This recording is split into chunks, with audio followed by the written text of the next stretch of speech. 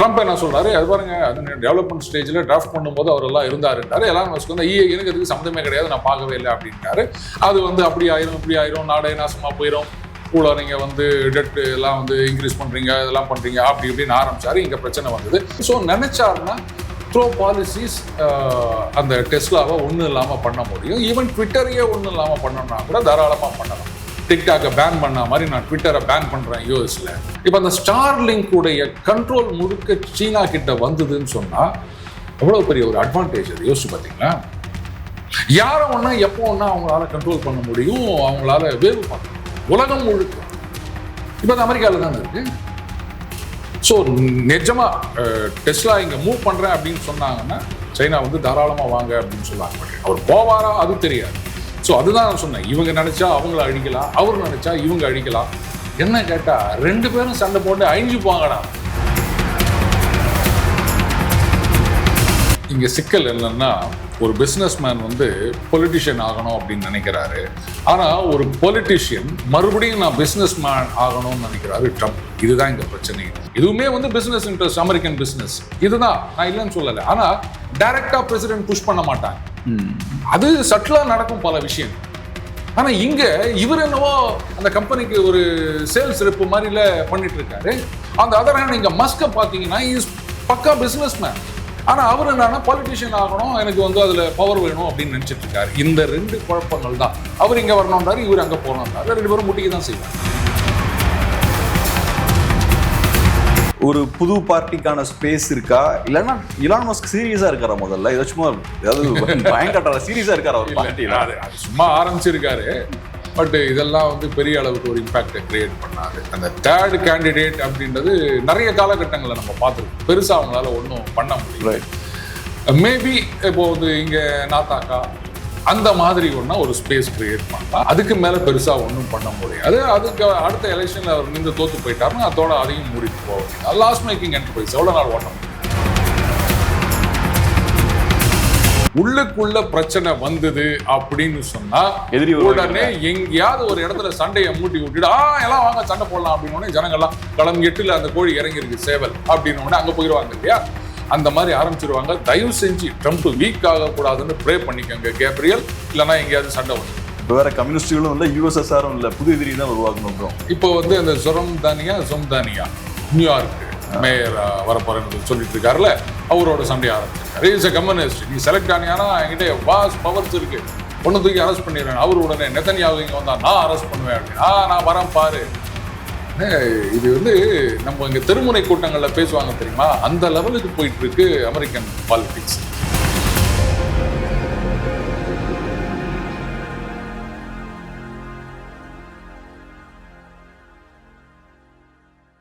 Sir, இப்போ international லெவலில் பார்க்கும்போது குறிப்பாக அமெரிக்காவில் ஒரு இன்ட்ரெஸ்டிங்கான ஒரு மோதல் போயிட்டு இருக்கு. ட்ரம்ப் வர்சஸ் இலான் மஸ்க் வந்து பரபரப்பாக போயிட்டு இருக்கு. அது ரொம்ப இன்ட்ரெஸ்டிங்காகவும் இருக்கு பாக்குறது. Gabriel, sorry to intervene. இது கிட்டத்தட்ட வந்து நம்ம திராவிட மாடல் அரசியல் மாதிரி இருக்கு, புதுசா கட்சி ஆரம்பிக்கிறது. அதான் இது வந்து என்னன்னா ஒரு ஏதோ ஃபிக்ஷன் பாக்குற மாதிரி இருக்கு, ஏதோ படம் பாக்குற மாதிரி இருக்கு. உலகத்திலே இருக்கக்கூடிய மிகப்பெரிய பணக்காரருக்கும் உலகத்திலே இருக்கக்கூடிய மிகப்பெரிய பவர்ஃபுல்லான ஒரு பொலிட்டிஷியனுக்கும் இடையே சண்டை. அதுல பணக்காரர் இப்ப என்ன சொல்றாருன்னா, நான் ஒரு புது கட்சி ஆரம்பிக்க போறேன் அப்படின்ற மாதிரி லான்ச் பண்ணிட்டாருன்னு நினைக்கிறேன். அமெரிக்கன் பார்ட்டின்ற ஒரு கட்சி. ட்ரம்ப் அதை ரிடிகுலஸ் அப்படின்றாரு. ஸோ இப்ப ட்ரம்ப் இலான் மஸ்கோட ஃபைட் வந்து ஏதோ சும்மா டக்குன்னு முடிகிற மாதிரி தெரியல. யூஸ்வலா சொல்ற விஷயம் என்னன்னா, ட்ரம்ப்பை சீரியஸா டேமேஜ் பண்ணக்கூடிய கெப்பாசிட்டி இலான் மஸ்க்கு இருக்கு, ரிச்சஸ்ட் மேன். அதே மாதிரி ஒரு ரிச்சஸ்ட் மேனை சீரியஸா டேமேஜ் பண்ணக்கூடிய கெப்பாசிட்டி ட்ரம்ப்புக்கு இருக்கு. சீரியஸான ஒரு மோதல். அது போக ட்ரம்ப்புக்கு வலி கொடுக்கக்கூடிய விஷயங்களையும் இலான் மஸ்க் சில விஷயங்கள் பண்றாரு. எப்ஸ்டீன் ஃபைல்ஸை பத்தி எல்லாம் பேசுறாரு. அமெரிக்கன் பார்ட்டி அதெல்லாம் ரிலீஸ் பண்ணுவாங்கன்ற மாதிரியும் சொல்றாரு. இது எப்படி பாக்குறீங்க? அதாவது ஒருத்தருடைய தோல்விக்கு நான் கொடுத்த வாய்ஸ் தான் காரணம் அப்படின்னு ஒருத்தர் சொல்றாரு. அதனால தான் இவங்க ஜெயிச்சு வந்தாங்க அப்படின்னு சொல்றாரு. அதுக்கப்புறமா என்ன மதிக்கல அப்படின்னு இவரே வந்து நான் அரசியலுக்கு வருவேன், டைரக்டா அவரு வர முடியாட்டாலும் நான் இன்னொருத்தரை இது பண்ணுவேன் அப்படின்னு கட்சி ஆரம்பிக்க போறோம்ன்றாரு. ஆரம்பித்து விட்டார். நான் தமிழ்நாட்டு அரசியல சொல்லலை, அமெரிக்க அரசியல சொல்றேன் நானு. பட் விஷயம் என்ன அப்படின்னா, இதுல ரெண்டு தரப்புக்கும் வந்து பிளஸ் இருக்கு, மைனஸ் இருக்கு. ரெண்டு பேரும் செமையா இந்த கேம் ஆடலாம். நம்ம இதை பார்த்து ரசிக்கலாம், நெட்ஃபிளிக்ஸ் சீரீஸ் மாதிரி. நம்பர் ஒன், அந்த மெயின் ஸ்ட்ரீம் மீடியா வந்து ட்ரம்ப்பை ஒதுக்கி வச்சிருந்தாங்க. அவர் வந்து எப்படி இந்த மக்கள் நல கூட்டணிய மீடியா ஒரு காலத்துல ட்ரால் பண்ணி நாசம் பண்ணாங்களோ அந்த மாதிரி அவங்க ட்ரால் பண்ணிட்டு இருந்தாங்க. பட் டக்கர் கால்சன் வெளில வராரு, இவரு ட்விட்டரை வாங்குறாரு, இது ஒரு பெரிய இதுவாகுது. ஸோ ஒரு பேஸ் நெரேட்டிவ் செட் பண்ணார், நான் இல்லைன்னு சொல்லலை. பட் அது மட்டுமே காரணம் அப்படின்னு சொல்ல முடியாது. கண்டிப்பா. நம்பர் டூ, இன்னைக்கு வந்து has grown too big for his shoes அப்படின்ற மாதிரி அது ரொம்ப அம்பிஷியஸ் ஆக ஆரம்பிச்சிட்டாரு. அவருக்கு வந்து அந்த டிஓஜியில் போஸ்ட் எல்லாம் கொடுக்குறாங்க. என்ன இருந்தாலும் is a politician, you are not a politician. So அந்த எஃபிஷியன்சி இந்த இதில் நீ இருக்கணும். அதை விட்டுட்டு நீ வந்து பாலிசி ஸ்டேட்மெண்ட் கொடுக்கறது, ஒயிட் ஹவுஸில் வந்து பசங்களை கொண்டு வந்து விளையாட விடுறது, அதெல்லாம் ஃபோட்டோ எடுக்கிறது, இந்த மாதிரி ரொம்ப சீப் லெவலில் கொண்டு போயிட்டாங்க. ஒயிட் ஹவுஸோட சாங்டிட்டியே இல்லை. அதுக்கப்புறம் அவர் என்ன பண்ணிட்டாரு, அவரை விட ஸ்மார்ட்டாக இருக்கணும்னு காமிச்சிக்கிறதுக்காக என்னென்னவோ பண்ண ஆரம்பிச்சாரு. Naturally no politician will like that. அதை நான் தப்புன்னுலாம் சொல்ல மாட்டேன். when he is head of the state holding a most powerful position in the world, நீ போயிட்டு அவருக்கு சமமா இருக்கேன் அப்படின்னு சொல்றதெல்லாம் ரொம்ப ரொம்ப தப்பு. இங்க தான் வந்து Elon Musk committed his first mistake, costly mistake. அதுக்கப்புறம் என்ன பண்ணாரு, இவர் அந்த பிக் பியூட்டிஃபுல் பில் அப்படின்னு கொண்டு வந்தார் இல்லையா, அது வந்து இவருக்கு ஒத்து வரலங்க. ட்ரம்ப் என்ன சொல்றாரு, அது பாருங்க, அது டெவலப்மெண்ட் ஸ்டேஜில் டிராஃப்ட் பண்ணும்போது அவர் எல்லாம் இருந்தாருன்றாரு. எலான் மஸ்க் வந்து எனக்கு அதுக்கு சம்மந்தமே கிடையாது, நான் பார்க்கவே இல்லை அப்படின்ட்டாரு. அது வந்து அப்படி ஆயிரும் இப்படி ஆயிரும், நாடே நாசமா போயிடும், கூட நீங்க வந்து டெட் எல்லாம் வந்து இன்க்ரீஸ் பண்றீங்க, இதெல்லாம் பண்றீங்க அப்படி இப்படின்னு ஆரம்பிச்சாரு. இங்க பிரச்சனை வந்தது. உடனே ட்ரம்ப் என்ன பண்ணிட்டாரு, அந்த எலக்ட்ரிக் வெஹிக்கிள்ஸ் இதுக்கான இதெல்லாம் நான் கட் பண்ணிட்டேன், அவன் வந்து இவி அதனால வந்து இது மாதிரி பண்ணிட்டு இருக்காங்க அப்படின்றாரு. ஸோ நினைச்சாருன்னா த்ரோ பாலிசிஸ் அந்த டெஸ்லாவை ஒன்றும் இல்லாமல் பண்ண முடியும். ஈவன் ட்விட்டரையே ஒன்றும் இல்லாமல் பண்ணணும்னா கூட தாராளமாக பண்ணலாம். டிக்டாக்கை பேன் பண்ண மாதிரி நான் ட்விட்டரை பேன் பண்ணுறேன் யூஎஸ்ல. ஆனால் அதுக்கு என்ன சொல்றாங்கன்னா, அஃப்கோர்ஸ் நீங்க சொன்ன மாதிரி ஒரு கவர்மெண்ட் நினைச்சாங்கன்னா இலான் மஸ்கோட பிசினஸை முடக்க முடியும். இதுக்கு முன்னாடி பண்ணியிருக்காங்க, ஸ்டாண்டர்ட் ஆயில் மாதிரியான பெரிய கம்பெனிஸ்லாம் கிரஷ் பண்ணியிருக்காங்க. பட் என்னன்னா, இப்போ இலான் மஸ்க் கிட்ட ஸ்பேஸ் எக்ஸ் கையில் இருக்கு, ஸ்டார்லிங்க் இருக்கு, அமெரிக்கன் ஸ்டேட்டுக்கு அதெல்லாம் தேவைன்றாங்க. இப்ப நாசாவை விட ஸ்பேஸ் எக்ஸ் பவர்ஃபுல்லா இருக்கு இல்லையா? சோ அப்படி இருக்கும்போது நாசா செய்ய முடியாத விஷயங்களை ஸ்பேஸ் எக்ஸ் பண்ணுது இல்லையா? அவர்கிட்ட ஒரு லெவரேஜ் இருக்குன்றாங்க மஸ்க் கிட்ட. வரேன், அதான் நான் சொல்றேன். நான் NASA was the front runner and four runner. இவங்கெல்லாம் பின்னாடி வந்தவங்க. ஒரு பீரியட்ல லெத்தார்ஜிக்கா இருந்துட்டாங்க. கவர்மெண்ட் ஆர்கனைசேஷன் அப்படின்னும் போது அந்த அடுத்தது இங்க யூஎஸ்எஸ்ஆர் அப்படின்ற ஒரு த்ரெட் இல்லை. ஏன்னா சோவியத் ரஷ்யாவா இருந்த போது ஸ்பேஸ்ல அவங்க பல விஷயங்கள் முதல்ல பண்ணாங்க, நாய் அனுப்புறது, ஆள் அனுப்புறது அப்படின்றதெல்லாம். ஸோ அந்த ஒரு இது அவங்கள விட முன்னாடி நம்ம 3க்கு அனுப்பணும் அப்படின்னு சொல்லிட்டு ஒரு வெறி இருந்தது. அந்த சோவியத் ரஷ்யா போன பிறகு அது இல்லாம போயிடுச்சு. அதனாலதான் பாத்தீங்கன்னா ஈவன் நம்ம இந்தியாவிலேருந்து நம்ம சேட்டலைட்லாம் லான்ச் பண்றோம் அப்படின்னும் போது அங்க கார்ட்டூன் போடுறாங்க. இந்த ஸ்பேஸ் கிளப்ல வந்து இந்தியா ஒரு மாடை கையில பிடிச்சின்னு உள்ள நுழையிற மாதிரி, கேட் கிராஷ் பண்ற மாதிரி, அந்த அளவுக்கு பைத்தியக்கார பயிலுவோ ஒரு திமிர்ல இருந்த பயிலுவோ. ஸோ இப்போ இன்னைக்கு இந்த சேட்டலைட் லான்ச் அப்படின்னும் போது நம்ம தான் வேர்ல்டுலேயே சீப்பஸ்டாகவும் எஃபிஷியன்டாகவும் பண்ணிட்டு இருக்கோம். அதுவே அவங்களுக்கு ஒரு பெரிய அடி. சரி, நாசா வந்து அப்ஸ்கேல் பண்ணணும், இதெல்லாம் பண்ணணும்னு நினைச்சா அது ஒரு பெரிய விஷயமே கிடையாதுங்க. இது வரைக்கும் இன்சென்டிவைஸ் பண்ணாம விட்டுட்டாங்க. ஒரு காம்படிஷன் இல்லை அப்படின்றதுனால லெத்தார்ஜி அங்க செட் ஆயிடுச்சு. அதுதான் பிரச்சனை. அதை வந்து இமிடியேட்டா பண்ணணும்னா பண்ண முடியும். என்ன இப்ப வந்து ஸ்பேஸ் எக்ஸ் இல்லை அப்படின்னு சொன்னா அவங்க அங்க போறதுக்கு ரஷ்யாவை தான் நம்பணும். சொல்ல போனா அங்க ஒருத்தர் மாட்டிங்கன்னு கொண்டு வரணும் அப்படின்னு சொன்னாங்க இல்லையா, Russia was ready to help. ஆனா இவங்க வந்து வேணாம் அப்படின்றாங்க. இதுதான் reason. On the other hand, இப்ப நீங்க லிவரேஜ்னு சொன்னீங்க, ரைட். நாளைக்கே எலான் மஸ்க் ஒரு முடிவு பண்ணிட்டு I am moving everything lock stock and barrel to China அப்படின்னா என்ன ஆகும் அமெரிக்கா? அது எப்படி பண்ண முடியும்? அமெரிக்கா தானே அவரோட பிகெஸ்ட் மார்க்கெட். So what? நீங்க சீனால போய் செட்டில் ஆறேன்னு சொல்றீங்க. அமெரிக்காவோட சீனா பெரிய மார்க்கெட் தலைவா? இல்ல இப்ப அமெரிக்கன் மார்க்கெட் தான் உலகத்திலே பிகெஸ்ட் மார்க்கெட் சார். மார்க்கெட் அப்படின்றது எதுக்கு அமெரிக்கார எதுக்கு சைனாக்கார எதுக்கு இவனை அலோவ் பண்ணுவாங்க? அதைத்தான் நான் சொல்ல வரேன் சார். நான் அங்க வந்து ரீசெட்டில் ஆறேன். ஏற்கனவே பிஒய்டி இருக்கு. நான் அங்க வந்து ரீசெட்டில் ஆறேன். அங்க உட்காந்து நான் எல்லாத்தையும் பண்றேன். சரி, இப்ப நீங்க சொன்னீங்க ஸ்டார் லிங்க் அப்படின்னு சொல்லிட்டு, லெட் அஸ் அஸ்யூம் இதனுடைய கண்ட்ரோல் சீனா கிட்ட இருந்ததுன்னா எப்படி இருக்கும்? ஜிபிஎஸ் சேட்டலைட் இது அவங்க கண்ட்ரோல்ல வச்சிருக்கிறதுனால தான் அதுக்கப்புறம் அந்த கார்கில் வார்ல நமக்கு வந்து இந்த இது ஷேர் பண்ணல, நாம தனியா நாவிக்னு இது பண்ணோம். அதே மாதிரி ரஷ்யா தனியா வச்சிருக்காங்க, யூரோப்பியன் யூனியன் தனியா வச்சிருக்காங்க, கலேலியோ அப்படின்னு, சீனா தனியா வச்சிருக்காங்க. இப்ப அந்த ஸ்டார் லிங்க் உடைய கண்ட்ரோல் முழுக்க சீனா கிட்ட வந்ததுன்னு சொன்னா எவ்வளவு பெரிய ஒரு அட்வான்டேஜ். அது யோசிச்சு பாத்தீங்களா? யாரும் ஒன்னா எப்போ ஒன்னா அவங்களால கண்ட்ரோல் பண்ண முடியும், அவங்களால வேவு பார்க்க முடியும் உலகம் முழுக்க. இப்போ அது அமெரிக்காவில் தானே இருக்கு. ஸோ நிஜமா டெஸ்லா இங்க மூவ் பண்றேன் அப்படின்னு சொன்னாங்கன்னா சைனா வந்து தாராளமா வாங்க அப்படின்னு சொல்லுவாங்க. பட் அவர் போவாரா அது தெரியாது. ஸோ அதுதான் நான் சொன்னேன், இவங்க நினைச்சா அவங்கள அழிக்கலாம், அவர் நினைச்சா இவங்க அழிக்கலாம். என்ன கேட்டா 2 பேரும் சண்டை போட்டு அழிஞ்சு போங்கடா, நாங்க பார்த்து சந்தோஷமா இருக்கோம். இதைத்தான் நான் பாசிட்டிவா பாக்குறேன் கேப்ரியல். பட் இப்ப மஸ்கை பொறுத்த லெவலில் அவர் ஒரு பிசினஸ் மேன். அவர் யூஸ்வலா பிசினஸ் மேன்னா ரொம்ப ப்ராக்டிக்கலா இருப்பாங்க. இது எப்படி நம்ம புரிஞ்சுக்கலாம்? ஒரு மாதிரி டிஸ்ட்ரப்டிவா அவர் இறங்குறாரா? ஏன்னா ஒரு பிசினஸ் மேனுக்கு வந்து பிடிச்ச மாதிரி ஃபங்க்ஷன் ஆக முடியாது. நிறைய இன்வெஸ்டர்ஸ் இருப்பாங்க, ரேஷான விஷயங்கள் பண்ணா ஸ்டாக்ஸ் எல்லாம் கிராஷ் ஆயிரும், ஸ்டேக் ஹோல்டர்ஸ் இருப்பாங்க. அப்படி இருக்கும்போது ஒரு பிசினஸ் மேன் ஒவ்வொன்றையும் கேர்ஃபுல்லா தான் அடி எடுத்து வைக்க முடியும். பட் இவரு பார்த்தோம்னா அக்ரெசிவா ட்ரம்போட மோதுறாரு, பார்ட்டி ஆரம்பிக்கிறாரு, எப்ஸ்டீன் ஃபைல்ஸ் லீக் பண்ணிடுவேன்றாரு, என்னெல்லாமோ பேசுறாரு. எப்படி ஒரு இண்டிவிஜுவலா இவ்வளவு ஃப்ரீயா அவரால் ஆப்ரேட் பண்ண முடியுது? இங்க சிக்கல் என்னன்னா, ஒரு பிசினஸ் மேன் வந்து பொலிட்டிஷியன் ஆகணும் அப்படின்னு நினைக்கிறாரு. ஆனா ஒரு பொலிட்டிஷியன் மறுபடியும் நான் பிசினஸ் மேன் ஆகணும்னு நினைக்கிறாரு ட்ரம்ப். இதுதான் இங்க பிரச்சனை. இந்த உக்ரைனோட பிரச்சனை வந்து எப்போ முடிஞ்சிருக்குங்க. இவர் சும்மா இல்லாம ரைட்டுங்க சீஸ் ஃபயரே நான் ஏதோ பேசுறேன், அது பண்ணலாம் இது பண்ணலாம்னு சொல்லாம முதல்ல இந்த ரேர் எர்த் மினரல்ஸ் அதெல்லாம் அக்ரிமெண்ட் கைது போடும். இங்கதான் பிரச்சனையே வந்தது. ஆக்சுவலா ஜெலன்ஸ்கி வந்து அப்போ முடியாதுன்னாரு, அதுன்னாரு, இதுன்னாரு. காரணம் என்னன்னா, இதுக்கு முன்னாடியே வந்து பிரிட்டன்ல போயிட்டு 100 வருஷத்துக்கு அவர் அக்ரிமெண்ட்ல சைன் பண்ணிட்டு வந்துட்டாருங்க. ஒரே இடத்த எப்படிங்க 2 பேருக்கு விற்க முடியும்? அதனால தான் ஜெலன்ஸ்கி வந்து கைது போடாம டாட்ஜ் பண்ணாரு. பட் மறுபடியும் வந்து போட்டுட்டாருன்னு வச்சுக்கோங்க. சோ இங்க அவருக்கு பிசினஸ் தான் முக்கியமா இருக்கு. ஆனா அமெரிக்கன்ஸ் எப்பவுமே அப்படிதான் வந்திருக்காங்க. எப்பவுமே பிசினஸ் மேனோட தான் வந்திருக்காங்க. பாருங்க, பிசினஸ் அப்படின்றது வந்து அது சைட் பை சைட் போகுமே தவிர அதுதான் முக்கியம் வெளில காமிச்சிக்க மாட்டாங்க. அவங்களுடைய இன்ட்ரெஸ்ட் அதுதான். எதுவுமே வந்து பிசினஸ் இன்ட்ரெஸ்ட், அமெரிக்கன் பிசினஸ் இதுதான், நான் இல்லைன்னு சொல்லல. ஆனா டைரக்டா பிரசிடென்ட் புஷ் பண்ண மாட்டாங்க. அது சட்டிலா நடக்கும் பல விஷயங்கள். ஆனா இங்க இவர் என்னவோ அந்த கம்பெனிக்கு ஒரு சேல்ஸ் ரெப் மாதிரில பண்ணிட்டு இருக்காரு. அந்த அதர் ஹேண்ட் இங்க மஸ்க பாத்தீங்கன்னா இஸ் பக்கா பிசினஸ் மேன். ஆனா அவர் என்னன்னா பொலிட்டிஷியன் ஆகணும், எனக்கு வந்து அதுல பவர் வேணும் அப்படின்னு நினைச்சிட்டு இருக்காரு. இந்த 2 குழப்பங்கள் தான். நீ பிசினஸ் மேனாவே இரு, நீ பொலிட்டிஷியனாவே இரு அப்படின்னு 2 பேரும் அவங்க டொமைன்குள்ள இருந்திருந்தாங்கன்னு சொன்னா இந்த பிரச்சனையே வந்திருக்காது. இது வந்து கிளாஷ் ஆஃப் இன்ட்ரெஸ்ட். அவர் இங்க வரணும்ன்றாரு, இவர் அங்க போகணும்ன்றாரு. 2 பேரும் முட்டிக்கு தான் செய்வாங்க. எனக்கு இப்ப இன்னொரு விஷயம் என்ன தோணுதுன்னா, இப்ப மஸ்க் ஒரு தப்பு பண்ணிட்டாரோ, ஏன்னா அவரை பொறுத்தளவுல தப்பான குதிரை மேல பணத்தை கட்டிட்டாரோ அப்படின்னு தோணுது. இப்ப எலெக்ஷனுக்கு முன்னாடி ட்ரம்ப் ரொம்ப அக்ரெசிவா அவர் சப்போர்ட் பண்றாரு. ட்ரம்ப் ஒரு ரிப்பப்ளிகன்ஸோட ட்ரெடிஷனலான ஸ்டாண்ட் என்னன்னா, ஃபாசில் ஃபியூல் ப்ரொடக்ஷனை இன்க்ரீஸ் பண்ணணும், இந்த ட்ரெடிஷனல் ஆட்டோமொபைல் இண்டஸ்ட்ரியை நம்ம ரிவைவ் பண்ணணும், டீட்ராய்ட்லாம் திரும்ப ரீபில்ட் பண்ணணும், இந்த பழைய ஜிஎம் இந்த மாதிரியான கம்பெனிஸ் ஃபோர்டெல்லாம் நம்ம பில் பண்ணுன்றதுதான்.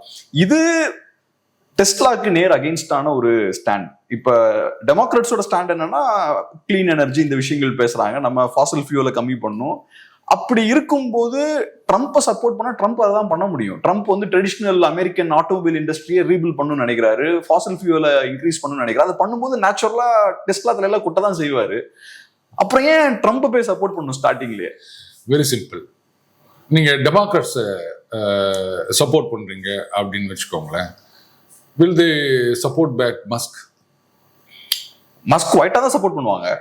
அதாவது முன்னாடி பண்ணாங்கல்ல, இல்ல பாலிசி லெவல்ல பெரிய டிஃபரன்ஸ். ஏன்னா இவங்க வந்து லீனிங் டுவர்ட்ஸ் லெஃப்ட். இன்னைக்கு டெமோக்ராட்ஸ் அப்படிங்கிறது ஃபுல் அண்ட் ஃபுல் லெஃப்ட் ஆகி போச்சு. நான் எப்படி மஸ்கோட வாய் தான் சார் பிரச்சனை. மஸ்க் அமைதியா இருந்தாருன்னா பிரச்சனையில சப்போர்ட் பண்ண போறாங்க. மஸ்கோட ப்ராடக்டோட டெமோக்ராட்ஸ்க்கு எந்த பிரச்சனையும் கிடையாது. இல்ல the issue is, அதான் நான் சொன்னேன்ல, இது வந்து பொலிட்டிஷியன் மாதிரி அந்த இல்லீகல் இமிகிரேஷன் இந்த விஷயத்துல இல்லாம is having a strong opinion. வாய் தான் பிரச்சனை. பாங்க என்ன பண்ண முடியும்?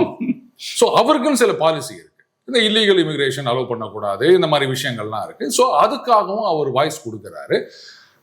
பிசினஸ் மேன் அவங்க வந்து அவங்க கருத்து சொல்றது அப்படின்றது எதுவும் கிடையாது, தப்பு கிடையாது என்ன பொறுத்தவரை. இப்போ ரொம்ப ஆக்டிவா அவர் பண்ணிட்டு இருக்காரு. அப்படி இருக்கச்ச வந்து டெமோக்ராட்ஸ் இவங்க சப்போர்ட் பண்ணாலும் ஏத்துப்பாங்களா? அவங்களுடைய ட்ரெடிஷனல் ஓட் பேங்க்ன்றது அந்த இல்லீகல் இமிகிரன்ட்ஸ், அவங்கள சப்போர்ட் பண்றவங்க, அந்த ஓக் கல்ச்சர் அப்படின்னு சொல்லுவாங்க. அப்ப அவங்க எல்லாம் வந்து என்னங்க அவங்கள மஸ்க் சப்போர்ட் பண்றாரு அப்படின்னு அவங்க ஒத்துக்க மாட்டாங்க. ஸோ அதனால ஈ cannot support democrats and Republicans அப்படின்னு வரைக்கும். என்னதான் ஃபாசில் ஃபியூல் அப்படின்னு சொன்னாலும் அந்த எலக்ட்ரிக்கல் வெஹிக்கிள்ஸ்க்கான டிமாண்ட் அப்படின்றது வந்து ஸ்டேஜ் பை ஸ்டேஜ் இன்க்ரீஸ் ஆகிட்டு தான் போகுது. நீங்க வந்து அந்த சப்சிடியை கட் பண்றதுனாலயோ டாக்ஸ் கன்செஷனை வித்ரா பண்றதுனாலயோ யாரும் வந்து இது பண்ண போறது கிடையாது. இதுங்க நீங்க ஒரு 10 பேரை விட்டு ஒரு கேம்பெயின் பண்ண விட்டுட்டு ஐ எம் கோயிங் கிரீன் அப்படின்னா முடிஞ்சு போச்சு, 4 பேர் வந்து வாங்க போறான். அதுல ஒரு பெரிய இஷ்யூவே கிடையாது. அண்ட் குளோபல் மார்க்கெட்டையும் அவர் டார்கெட் பண்ணிட்டு இருக்காரு. அது பிரச்சனை கிடையாது. இப்ப நீங்க சொன்ன மாதிரி வாய், அடுத்தது பொலிட்டிக்கல் ஆம்பிஷன்ஸ். இது இந்த பொலிட்டிக்கல் பவர் வேணும் அப்படின்னு நினைக்கிறது தான் அவருடைய தப்பு. அந்த டொமைன்குள்ள போகாம இருந்திருந்தாருன்னா இவ்வளவு பிரச்சனை வரவே வராது. அதான் என்னோட பேசிக்கான புரிதல் என்னன்னா, இலான் மஸ்க் இன்னைக்கு உலகத்திலே biggest businessman, most powerful businessman. அவரு ஒரு பொலிட்டிக்கல் பார்ட்டியை, ஒரு பிரசிடென்ஷியல் கேண்டிடேட்டை சப்போர்ட் பண்றாருன்னா அவருக்கு பிசினஸ் ஆம்பிஷன்ஸ் இருக்கு. என் கம்பெனியை நாளைக்கு இன்னும் கொஞ்சம் க்ரோ பண்ணும், அதுக்கு இந்த பொலிட்டிஷியனை யூஸ் பண்ணும். நான் இப்போ ஒரு பிசினஸ்மேன் நேச்சுரலா எதுக்கு அமெரிக்கன் எலெக்ஷன்ஸ்ல எல்லா பிசினஸ்மேனும் பணத்தை ஃபண்ட் பண்றாங்க, $200-300 மில்லியன் இன்வெஸ்ட் பண்றாங்க. சிம்பிள், நாளைக்கு நீ பவருக்கு வந்தோடனே எனக்கு நீ ஹெல்ப் பண்ணும், என் பேங்க்குக்கு நீ ஹெல்ப் பண்ணும், என்னோட இண்டஸ்ட்ரிக்கு நீ ஹெல்ப் பண்ணும். வால்மார்ட், கோக் எல்லாருமே பெருசா இன்வெஸ்ட் பண்றாங்க. ஸோ அந்த பிளான்ல தான் டெஸ்லாவும் இன்வெஸ்ட் பண்றாங்க, இவரு இலான் மஸ்க்கும் இன்வெஸ்ட் பண்றாரு. என்னோட கேள்வி என்னன்னா, இன்வெஸ்ட் பண்றீங்க, உங்ககிட்ட இருக்கக்கூடிய ப்ராடக்ட் வந்து டெமோக்ராட்ஸோட ஒத்து போகக்கூடிய ப்ராடக்டா இருக்கு.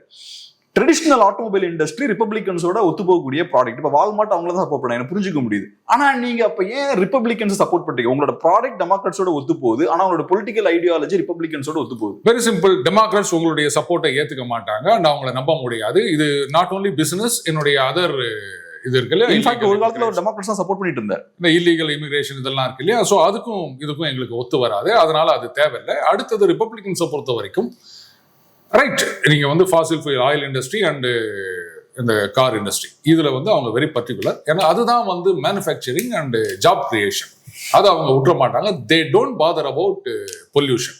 அதெல்லாம் ஒரு மித்து, சும்மா நீங்க ஏதோ கதை கட்டிருக்கீங்க அப்படின்னு சொல்லிட்டு இருக்காங்க. எல்லாம் கரெக்ட். ஆனாலும் இங்க சப்சிடி இல்லைனாலும் டெஸ்லா விற்கத்தான் செய்யும் கேப்ரியல். இஷ்யூ என்னன்னா, அந்த பொலிட்டிக்கல் ஆம்பிஷன் தான் வந்து சொதப்பிடுச்சு. அவங்க வந்து இன்னைக்கு நம்ம இதுல பாத்தீங்கன்னா எலக்ட்ரிக் வெஹிக்கிள்ஸ் அப்படின்னு நம்ம நிறைய போயிட்டு இருக்கோம். இப்போ அந்த எவ்வளவு கன்செஷன் கொடுக்குறாங்கன்னு கூட தெரியல. அது கூட ஏதோ பீரியட், அதுக்கப்புறம் அது கன்செஷன் வித்ரா பண்ண போறதா சொல்லியிருக்காங்க. இருந்தாலும் அது வந்து இன்க்ரீஸ் ஆகிட்டு தான் இருக்கு இல்லையா. இப்ப நிறைய கம்பெனி அந்த இவி செக்மெண்ட்டுக்குள்ள வராங்க, டூ வீலரா இருக்கட்டும் இல்ல காரா இருக்கட்டும். ஏன்னா நமக்குள்ள ஒரு அவேர்னஸ் இருக்கு, அது கன்வீனியன்ஸ் இருக்கு, முக்கியமா அந்த cost effective over long time அதை நம்ம யோசிக்கிறோம். அதனால அந்த சேல்ஸ் கிராஃப் அப்படின்றது மேல போயிட்டு தான் இருக்கு. ஸோ அதே மாதிரி தான் டெஸ்லாவுடைய ஈவியும் போயிட்டு தான் இருக்கும், பிரச்சனையே கிடையாது. இந்த பொலிட்டிக்கல் ஆம்பிஷன் உள்ள வர்றது தான் பிரச்சனை. அவர் சப்போர்ட் பண்ணதுல பிரச்சனை கிடையாது, இவங்க சப்சிடி டாக்ஸ் கன்செஷன் வித்ரா பண்ணதுலயும் பிரச்சனை கிடையாது. இவர் சும்மா இருந்திருந்தாருன்னு சொன்னா டெஸ்லாவுடைய சேல்ஸ் வந்து அப்படியே கிராஜுவலா போயிட்டு இருந்திருக்கும். And you can also explore world markets. இந்தியாவுக்கு வரணும் சொல்லிட்டு இருக்காரு. அவங்க என்ன சொல்றாங்க, சும்மா இங்க வந்து விற்க முடியாது, இங்க ப்ரொடியூஸ் பண்றியா அப்படின்றாங்க. அதுக்கப்புறம் ஒரு வயா மீடியாவா ஒரு வருஷமும் இன்னும் டைம் கொடுக்குறோம், அதுக்குள்ள நீ இங்க வித்துக்கோ, மார்க்கெட் எப்படி இருக்கு அப்படின்னு பார்த்த பிறகு ஒன்னு ஒரு வருஷம் கழிச்சு நீ வெளில போயிடணும், ஆர் ஸ்டார்ட் ப்ரொடக்ஷன் இயர் அப்படின்னு ஒரு ஆஃபர் கொடுத்துருக்கிறதா சொன்னாங்க. அவர் அதை எடுத்துக்கினதா தெரியல. ஸோ அமெரிக்கால இல்லாட்டாலும் உலகம் முழுக்க அவரால் எக்ஸ்பேண்ட் பண்ண முடியும் கேப்ரியல். பட் அந்த பொலிட்டிக்கல் ஆம்பிஷன்ஸ் உள்ள நுழைகிறது தான் பிரச்சனையே. அண்ட் பொலிட்டிக்கல் ஆம்பிஷன்ஸ் இருக்கு அப்படின்னு சொன்னா அதை ஓப்பனா சொல்றதும் ரொம்ப ரொம்ப தப்பு. சட்லா வேலை செஞ்சுட்டு என்ன பண்ணணும் அப்படின்னு பார்க்கணுமே தவிர, ஒரு மோஸ்ட் பவர்ஃபுல் பொசிஷன்ல இருக்கவர்கிட்ட போயிட்டு நீ பண்றதெல்லாம் தப்பு அப்படின்னு நான் என்கிட்ட ஒண்ணு இருக்கு நீ ட்விட்டர்ல போடுவாரு, அவர் உடனே ட்ரூத் சோஷியல்ல போடுவாரு, அதை வந்து ஜேடி வான்ஸ் காப்பி பண்ணி ஸ்கிரீன்ஷாட் எடுத்து போடுவாரு. என்ன கூத்து நடக்குதுங்க. அதனால அதை வாயில வெளில சொன்னது தப்பு. ஆம்பிஷன்ஸ் இருக்கலாம், அதை ஓப்பனா இந்த மாதிரி ஓவர்ட்டா சொல்றது தப்பு. அது வந்து யாரா இருந்தாலும் திருப்பி அடிக்கதான் செய்வாங்க, அந்த அடி வாங்கிட்டு தான் ஆகணும். ஆனா இப்போ ஒரு அமெரிக்காவை பொறுத்தளவுல ஒரு புது பார்ட்டிக்கான ஸ்பேஸ் இருக்கா, இல்லைன்னா இலான் மஸ்க் சீரியஸா இருக்காரா? முதல்ல ஏதாச்சும் ஏதாவது பயங்கர சீரியஸா இருக்காரா ஒரு பார்ட்டியில? அது சும்மா ஆரம்பிச்சிருக்காரு, பட் இதெல்லாம் வந்து பெரிய அளவுக்கு ஒரு இம்பாக்டை கிரியேட் பண்ணாது. அந்த தேர்ட் கேண்டிடேட் அப்படின்றது நிறைய காலகட்டங்களை நம்ம பார்த்துருக்கோம், பெருசா அவங்களால ஒன்றும் பண்ண முடியல. மேபி இப்போ வந்து இங்க நாத்தாக்கா அந்த மாதிரி ஒன்னா ஒரு ஸ்பேஸ் கிரியேட் பண்ணலாம். அந்த டிஸ்கிரண்டில்ட் எலிமெண்ட்ஸ் அப்படின்னு சொல்லுவாங்க இல்லையா, அவங்க வேணா ஒரு 4% 5% அப்படின்னு வரலாமே தவிர அதுக்கு மேல பெருசா ஒன்றும் பண்ண முடியாது. அதுக்கு அடுத்த எலெக்ஷன்ல அவர் நின்று தோத்து போயிட்டாருன்னா அதோட அதையும் மூடிட்டு போக வேண்டியது. லாஸ் மேக்கிங் என்டர்பிரைஸ் எவ்வளவு நாள் ஓட்ட முடியும்? இப்ப ஒரு விஷயம் என்னன்னா, ட்ரம்ப்புக்கு அமெரிக்காவுக்குள்ள நிறைய பிரச்சனைகள் இருக்கிற மாதிரியும் தெரியுது. ஏன்னா இப்ப டாரிஃப்ஸ் எல்லாம் இன்க்ரீஸ் பண்றாரு, அதுக்கப்புறம் நேச்சுரலா அமெரிக்கால இன்ஃபிளேஷன் இப்ப அதிகமாகுது, அவரோட கோர் சப்போர்ட்டர்ஸும் இப்ப பாதிக்கப்படுறாங்க. ரெண்டாவது இப்ப இந்த பிக் பியூட்டிஃபுல் பில் பத்தி பேசுனீங்க, அதுக்குமே நிறைய எதிர்ப்புலாம் இருக்கு. இப்ப டக்கர் கிளார்சனே அதை அப்போஸ் பண்றாரு, நிறைய ஸ்ட்ராங்கான ரிப்பப்ளிகன் சப்போர்ட்டர்ஸ் இப்ப அதை அப்போஸ் பண்றாங்க. இன்டர்நேஷனலாவும் ட்ரம்ப்புக்கு நிறைய பின்னடைவுகள். ஸ்டார்டிங்ல அவர் சொன்னது என்னன்னா, நான் வந்தேன்னா எல்லாத்தையும் ஸ்டாப் பண்ணிடுவேன்னாரு. ரஷ்யா யுக்ரைன் வார அவர் நினைச்ச மாதிரிலாம் விளையாட்டெல்லாம் ஸ்டாப் பண்ண முடியல. இன்ஃபேக்ட் அவரோட ஸ்டாண்டை மாத்திக்கிட்டே இருக்காரு. ஃபர்ஸ்ட் யுக்ரைன் கழுத்தை பிடிச்சாரு, நெரிச்சாரு. இப்ப திருப்பி யுக்ரைனுக்கு ஆயுதங்கள் கொடுக்குறாரு. இஸ்ரேலையும் ஒன்றும் பண்ண முடியல. இதெல்லாம் அப்கோர்ஸ் அமெரிக்கன் மக்கள் மத்தியில ட்ரம்ப் வீக்கா இருக்காரு, பின்னடைவுல சந்திக்கிறார் அப்படின்ற ஒரு இமேஜ் தான் ஏற்படுத்தும். ட்ரம்ப் தாக்கு பிடிப்பாரா? கேப்ரியல் பயமா இருக்கு. வீக் ஆயிட்டாருன்னு வச்சுக்கோங்களேன், வேற எங்கேயாவது குண்டு போட்டு சண்டைய ஆரம்பிச்சிருவாங்க. இதுதான் அமெரிக்கன் டெம்ப்ளேட். உள்ளுக்குள்ள பிரச்சனை வந்தது அப்படின்னு சொன்னா எதிரி உடனே எங்கேயாவது ஒரு இடத்துல சண்டையை மூட்டி விட்டுட்டு எல்லாம் வாங்க சண்டை போடலாம் அப்படின்னு ஜனங்கள்லாம் களம் 8ல அந்த கோழி இறங்கி இருக்கு சேவல் அப்படின்னு அங்க போயிடுவாங்க இல்லையா? அந்த மாதிரி ஆரம்பிச்சிருவாங்க. தயவு செஞ்சு ட்ரம்ப் வீக் ஆக கூடாதுன்னு ப்ரே பண்ணிக்கங்க கேப்ரியல், இல்லைன்னா எங்கேயாவது சண்டை வந்துடும். இப்ப வேற கம்யூனிஸ்டுகளும் இல்ல, யுஎஸ்எஸ்ஆரும் இல்ல, புது எதிரி தான் உருவாக்கணும் ப்ரோ. இப்போ அந்த சொம்தானியா நியூயார்க் மேயர் வரப்போறேன்னு சொல்லிட்டு இருக்காருல்ல, அவரோட சண்டையை ஆரம்பிச்சிருக்காரு. இஸ் எ கம்யூனிஸ்ட், நீ செலக்ட் ஆனியானா என்கிட்ட வாஸ் பவர்ஸ் இருக்கு, ஒன்னு தூக்கி அரெஸ்ட் பண்ணிடுறேன். அவரு உடனே நெத்தன்யாகு இங்க வந்தா நான் அரெஸ்ட் பண்ணுவேன் அப்படின்னு. நான் வரேன் பாரு. இது நம்ம இங்க தெருமுனை கூட்டங்கள்ல பேசுவாங்க தெரியுமா, அந்த லெவலுக்கு போயிட்டு இருக்கு அமெரிக்கன் பாலிடிக்ஸ். மேபி இதை நிறைய பேர் வாட்ச் பண்றாங்க அப்படின்னு நினைக்கிறேன். நம்ம பாலிடிக்ஸ் யூஎஸ்ல ஃபாலோ பண்ணிட்டு இருக்காங்க போல இருக்கு. நீ வந்து பார், தைரியம் இருந்தா இங்க இறங்கி பார் அப்படின்னு. இவர் உடனே நான் வரேன், நீ கை வச்சு பார். ஒண்ணு சொல்லுவாங்க, டேஷ் ஆக இருந்தால் என் மீது கை வைத்து பாருன்னு சொல்லுவாங்க. அது மட்டும்தான் சொல்லல. சோ இவர் என்ன பண்ணிருக்காரு, நான் அவனை அரெஸ்ட் பண்ணுவேன் அப்படின்லாம் சொல்லிட்டு இருக்காரு. ரைட், ஏதாவது ஒரு எனிமியை கிரியேட் பண்ணி சண்டை போட்டுக்கினே இருக்கணும் கேப்ரியல் அமெரிக்காவுக்கு. அது உள்ளியோ வெள்ளியோ அது இருக்கிற வரைக்கும் they will continue to be strong presidents. கடைசியா ஒரே ஒரு கேள்வி. இப்ப அமெரிக்கால 2 பவர்ஃபுல்லான இண்டிவிஜுவல் சண்டை போட்டு இருக்காங்க. உலகத்திலே ரொம்ப பவர்ஃபுல்லான 2 பேர் சண்டை போட்டுட்டு இருக்காங்க. இவங்க 2 பேரும் டூ பிக் டு ஃபால்னு பார்க்கலாமா, இல்லைன்னா 2ல யாராவது ஒருத்தங்க கீழே விழுவாங்கன்னு பார்க்கலாமா? இல்ல 2 பேருமே டூ பிக் டு ஃபால் அப்படின்னு நான் சொல்ல முடியாது. இது அப்படி புஷ் கம் டு ஸ்டோவ் அப்படின்னு சொன்னா ட்ரம்ப் தான் ஜெயிப்பார். மஸ்காலெல்லாம் தாக்கு பிடிக்க முடியாது. ஏன்னா அவரு ட்ரம்ப்பை பத்தி ஏதோ சொல்லிட்டு அப்புறம் சாரி கேட்டார்ல. என் ஃப்ரெண்ட் ஒருத்தர் எப்போ ஒன்று சொல்லுவார், இந்த மாதிரி ஒரு பொலிட்டிஷியனுக்கு பிசினஸ் நடக்கும் சண்டை நடந்ததுன்னா, பொலிட்டிஷியன் இன்னைக்கு இருப்பார் நாளைக்கு இருக்க மாட்டாரு, ஆனா பிசினஸ் மேன் இன்னைக்கு நாளானிக்கு இருப்பாருப்பாங்க. ஆனா 4 years அப்படின்றது டூ லாங். தாக்கு பிடிக்க கஷ்டம்ன்றீங்களா? தாக்கு பிடிக்க முடியாது, சான்ஸே கிடையாது. இல்லாட்டா எதுக்குங்க மஸ்க் மதிப்பு கேட்கணும்? கேட்டார்ல, காம்ப்ரமைஸ்க்கு வந்தாரு. கரெக்ட். அப்புறம் அதை அவர் ஏத்துக்கல, இன்சல்ட் பண்ணாருன்னா தான் மறுபடியும் இப்படி ஃபிளிப் ஃப்ளாப். அதுல இருந்து தெரியுது இல்லையா, who is going to win and who is getting the upper hand அப்படின்னு. கண்டிப்பா பாப்போம் சார். ரொம்ப நன்றி. உங்க பிஸியான டைம்ல அருமையான ஒரு பேட்டி கொடுத்து ரொம்ப நன்றி. நன்றி கேப்டன்.